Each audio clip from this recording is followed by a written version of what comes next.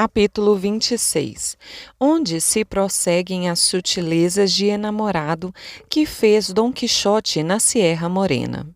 Volvendo a contar o que fez o da triste figura, depois que se viu sozinho, diz a história que, tão logo acabou Dom Quixote de dar as cabriolas, nu da cintura para baixo e vestido da cintura para cima, e de verificar que Sancho partira sem querer esperar para ver mais sandices, trepou então na ponta de um alto penhasco, e ali tornou a pensar o que outras muitas vezes havia pensado, sem até então ter chegado a uma conclusão, e era saber o que seria melhor e o que lhe viria mais a calhar. Imitar Roldão nas loucuras desaforadas que fez, ou a Amadis nas melancólicas, falando de si para si, dizia: se foi Roldão tão bom cavaleiro e tão valente como todos dizem, que vantagem há nisso? No fim de contas, ele era encantado e ninguém o podia matar, a não ser metendo-lhe um alfinete grosso pela planta do pé. E olhe que trazia sempre os sapatos com 7 solas de ferro. Apesar disso, de nada lhe valeram seus ardis contra Bernardo del Carpio, que o percebeu e o sufocou entre os braços, em Roncesvalles. Mas, deixando de lado o que diz respeito à sua valentia, vejamos quanto à perda de juízo, pois é certo que o perdeu, pelos sinais que achou na fonte e pelas novas que lhe deu o pastor de que Angélica dormira mais de 2 cestas com Medoro, um mourozinho de cabelos arrepiados e pajem de agramante. E se considerou ser verdade que sua dama o havia traído, não foi muito que enlouqueceste. Já no meu caso, como iria poder imitá-lo nas loucuras se o não imito nos meus motivos? Porque a minha Dulcinea del Toboso ousaria jurar que jamais viu, em todos os dias da sua vida, mouro algum, tal como é, em seus trajes típicos, e também que ela se conserva até hoje, tal como a mãe que a pariu. Manifesto agravo lhe faria se, imaginando dela outra coisa, enlouquecesse, daquele gênero de loucura de Roldão, o furioso. Por outro lado, vejo que Amadis de Gaula, sem perder o juízo e sem fazer loucuras, alcançou tanta fama de enamorado como o que mais a teve. Pois o que fez, segundo a sua história, nada mais foi que, ao se ver desdenhado de sua senhora Oriana, que lhe havia ordenado não aparecesse mais ante a sua presença, até que ela tal lhe permitisse, retirou-se para a Penha Pobre, em companhia de um ermitão, e ali se fartou de chorar e encomendar-se a Deus, até que lhe acudiu o céu em meio à sua maior aflição e necessidade. E se for verdade, como aliás deve ser, para que hei de me dar agora ao trabalho de me despir inteiramente e causar desgosto a estas árvores, que não me fizeram mal algum? E que motivos tenho para turvar a límpida água destes regatos que me hão de dar de beber quando tiver sede? Vive a memória de Amadis, e seja ele imitado por Dom Quixote de la Mancha em tudo o que puder. E deste se dirá o que do outro se disse, que, se não acabou grandes coisas, morreu por empreendê-las. E, se não sou abandonado nem desprezado por Dulcinea del Toboso, basta-me, como já disse, estar ausente dela. Eia, pois, a mãos à obra, acudi-me à lembrança, coisas de Amadis, e ensina-me por onde terei de começar a imitar-vos. Já sei, porém, que o que ele mais fez foi rezar e encomendar-se a Deus. Mas que usarei como rosário, se não o tenho? Nisto, lhe veio ao pensamento como faria. Rasgou uma grande tira das fraldas da camisa que estavam penduradas e deu-lhe 11 nós, um mais gordo que os demais, e isso lhe serviu de rosário pelo tempo que ali esteve.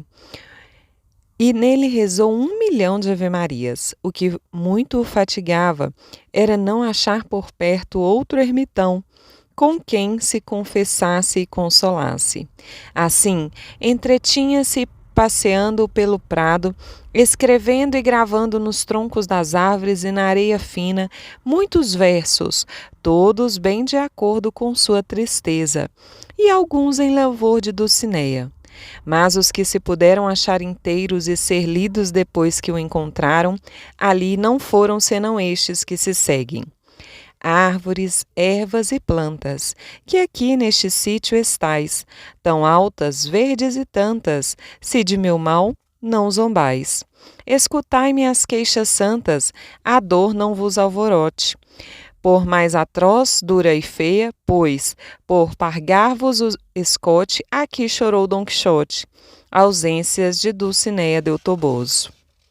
Eis o lugar hostil onde o amoroso mais leal da sua dama se esconde, pois lhe veio horrendo mal, sem saber como nem donde. Não pôde escapar do bote do amor, que a alma lhe incendeia. Assim, de encher um pipote, aqui chorou Dom Quixote, ausência de Dulcinea del Toboso.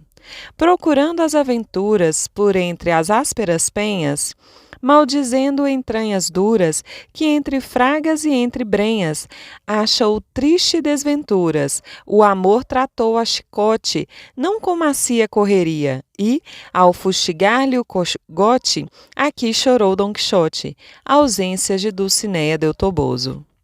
Não causou pouco riso aos que acharam os referidos versos o acréscimo do Del Toboso ao nome de Dulcinea, porque imaginaram o que também deve ter imaginado Dom Quixote, que, se dissesse apenas Dulcinea, sem acrescentar o Del Toboso, não se poderia entender a copla. E foi isso mesmo, como ele depois confessou.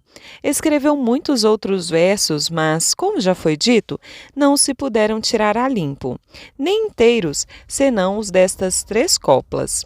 Entretinha-se nisso e em suspirar e clamar os faunos e silvanos daqueles bosques, as ninfas dos rios, a dolorosa e úmida eco, suplicando que lhe respondessem, consolassem e escutassem, e também em buscar algumas ervas com que sustentar-se até que Sancho regressasse. Se este, ao invés de 3 dias, tardasse 3 semanas, o cavaleiro da triste figura ficaria tão desfigurado que nem mais o reconheceria a mãe que o pariu. É tempo de o deixarmos às voltas com seus suspiros e versos e contar o que sucedeu a Sancho Pança na sua embaixada. E foi que, tomando a estrada real, pôs-se ele a caminho de El Toboso, e no dia seguinte chegou à venda onde lhe havia sucedido a desgraça da manta. Nem bem a viu, pareceu-lhe de novo que voava pelos ares, e não quis ali entrar. Embora chegasse numa hora em que podia e devia fazê-lo, por ser a de comer, e por trazer ele o desejo de provar alguma coisa quente, já que havia muitos dias que só comia frios. Essa necessidade fê-lo chegar-se até a venda, sempre na dúvida de se entraria ou não. Estando nisto, saíram de lá 2 pessoas que logo reconheceram, e disse uma à outra: Diga-me, senhor licenciado, aquele homem a cavalo não é Sancho Pança, o que, segundo a ama do nosso aventureiro, teria saído com ele como seu escudeiro? É sim, disse o licenciado, e aquele é o cavalo do nosso Dom Quixote. E teriam de reconhecê-lo, pois aqueles 2 eram o cura e o barbeiro da sua própria aldeia. Os mesmos que haviam feito a seleção e o auto de fé dos livros. Ambos, logo que reconheceram Sancho Pança e o Rocinante, correram-lhe ao encontro, desejosos de saber notícias de Dom Quixote. Chamou o cura pelo nome, dizendo-lhe: Amigo Sancho Pança, onde está o vosso amo? Conheceu-os logo Sancho Pança e resolveu ocultar-lhes o lugar e o estado em que seu amo se encontrava. Assim, respondeu-lhes que ele andava ocupado em certo local, tratando de certo negócio de grande importância, o qual ele não podia revelar nem pelos olhos que trazia na cara.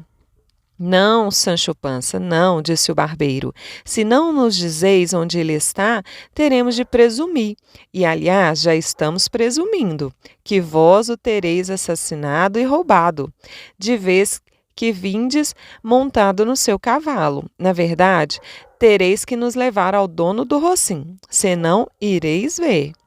Não há por que me virem com ameaças, pois não sou homem de roubar nem de matar ninguém.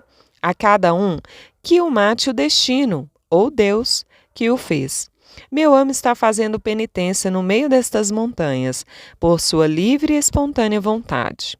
E logo, de um só fôlego e sem se interromper, lhes contou como o deixara, as aventuras que lhe haviam sucedido e de carta que levara a Dulcinea del Toboso, que era a filha de Lourenço Curtilo, de quem estava ele enamorado até aos fígados.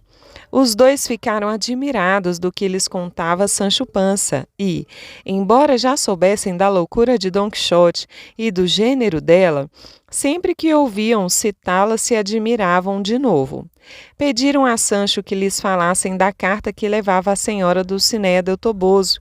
Contou-lhes ele que a tal carta ia escrita numa caderneta de anotações, e que o seu amo lhe recomendara que a fizesse copiar numa folha de papel no primeiro lugar a que chegasse.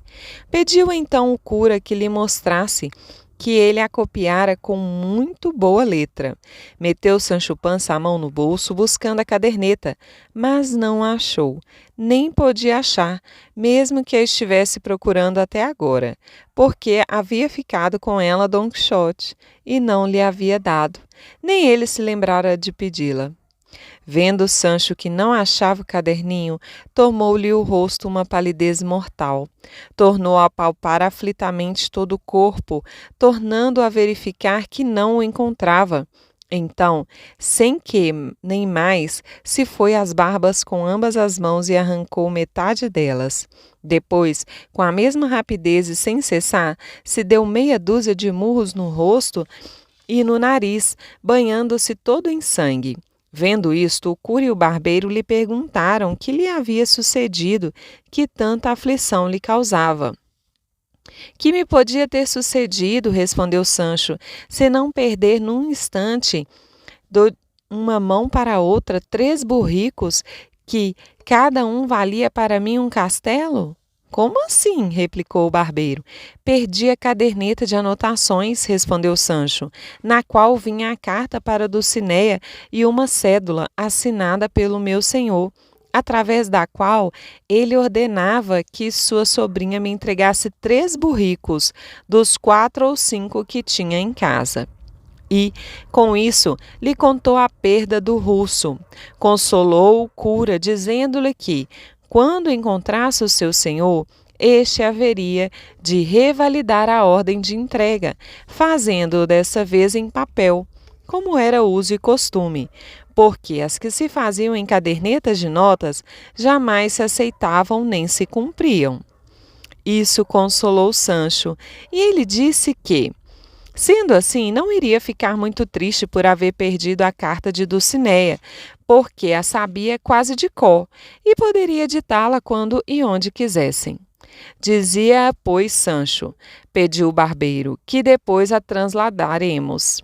Sancho Panza principiou a coçar a cabeça, a fim de trazer a lembrança à carta, e ora se punha no pé, ora noutro. Às vezes mirava o chão, outras o céu. E, depois de ter roído metade de unha de um dedo, deixando suspensos os que esperavam pelo que ia dizer, falou após grandíssima demora. Por Deus, senhor licenciado, que levem os diabos as partes da carta de que não me lembro, mas sei que principiava assim.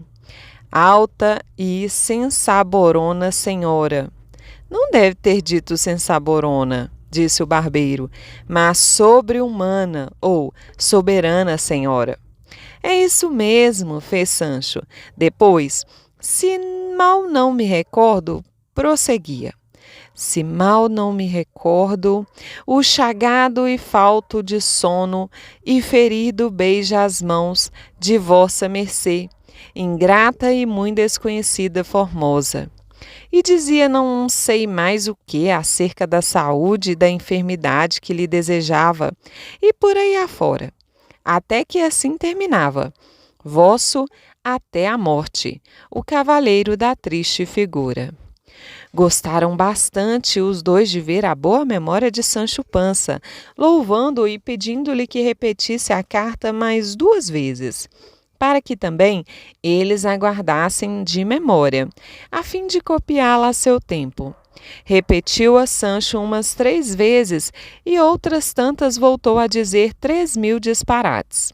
Depois, referiu mais coisas do amo, mas não disse palavras sobre a brincadeira da manta que haviam feito com ele na venda, onde agora se recusava a entrar. Também contou que, se trouxesse boa resposta da senhora Dulcinea del Toboso, o amo prosseguiria a viagem, com a intenção de se tornar imperador, ou, pelo menos, monarca. Que isso ficara combinado entre os dois e era coisa muito fácil de se concretizar, tal o valor de sua pessoa e a força de seu braço, que, quando acontecesse, ele, escudeiro, haveria de se casar, pois então já haveria de ser viúvo, senão nada feito. E o amo lhe daria por mulher uma aia da imperatriz, herdeira de rico e vasto domínio em terra firme, nada de ínsulos ou de ínsulas, que já não as queriam. Sancho ia dizendo tudo isso tão tranquilamente, limpando de quando em quando as narinas e com tão pouco bom senso, que os dois se admiraram de novo, considerando como se tornara veemente a loucura de Dom Quixote, a ponto de arrastar consigo o juízo daquele pobre homem. Não quiseram se dar ao trabalho de o tirar do erro em que estava, parecendo-lhes que, se de nada o acusava a consciência, melhor seria deixá-la com suas fantasias e se divertirem com lhe ouvir as tolices. Disseram-lhe, pois, que rogasse a Deus pela saúde do seu amo, que era coisa contingente e muito viável tornar-se imperador no decurso do tempo, como ele dizia, ou pelo menos arcebispo, ou dignidade equivalente, ao que Sancho respondeu: Senhores, se a sorte dispusesse as coisas de tal maneira que a meu amo lhe viesse a vontade de não mais ser imperador, mas arcebispo, queria que me esclarecessem desde já, que sou em dar os arcebispos andantes aos seus escudeiros?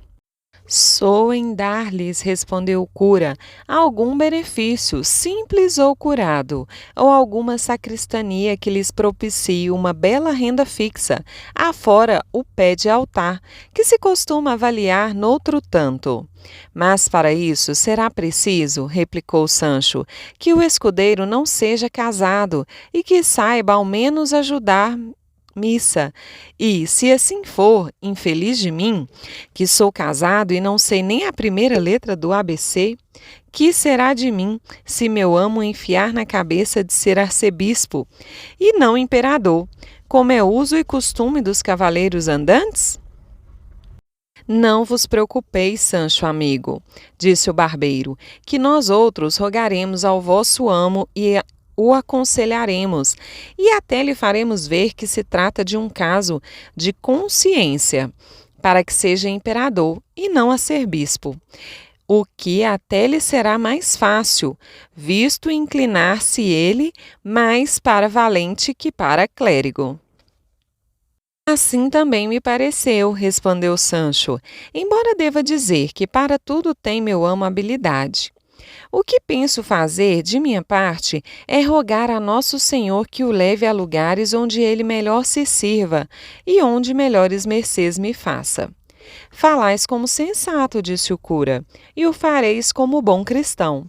Mas o que agora se há de fazer é tomar as providências para tirar vosso amo daquela inútil penitência que nos dissestes andar ele fazendo, e para combinar o modo como iremos proceder, e também para comer, que já é hora. Será bom que entremos nesta venda. Disse-lhe Sancho que entrassem os dois, que ele esperaria ali fora, e depois lhes contaria o motivo por que não entraria, nem lhe conviria entrar. Pedia-lhes, entretanto, que lhe trouxessem algo de comer, que fosse coisa quente e também cevada para o Rocinante. Entraram e o deixaram de fora, e dali a pouco o barbeiro lhe trouxe comida. Depois, tendo os dois ajustado bem o modo como haveriam de conseguir o que desejavam, veio ao cura um pensamento, muito adequado ao gosto de Dom Quixote e ao que queriam. Disse ao barbeiro que pensara em se vestir com roupas de donzela andante, enquanto o outro se vestiria o melhor que pudesse como escudeiro, e que, assim, iriam ter aonde estava Dom Quixote, fingindo que se tratava de uma donzela aflita e necessitada, que fora à sua procura para lhe rogar um dom, que ele não poderia deixar de lhe outorgar, como valoroso cavaleiro andante que era. O dom que tencionava pedir-lhe era que viesse com ela a um certo local, a fim de reparar um agravo que lhe fizera um mau cavaleiro, e lhe suplicaria ao mesmo tempo que a não mandasse tirar o véu, nem lhe interrogasse acerca de sua vida, até que tivesse reparado a afronta do mau cavaleiro. Acreditava, sem dúvida, que Dom Quixote, dessa maneira, atenderia a tudo o que se lhe pedisse, e assim o tirariam dali e o levariam à sua terra, onde procurariam ver se havia algum remédio para sua estranha loucura.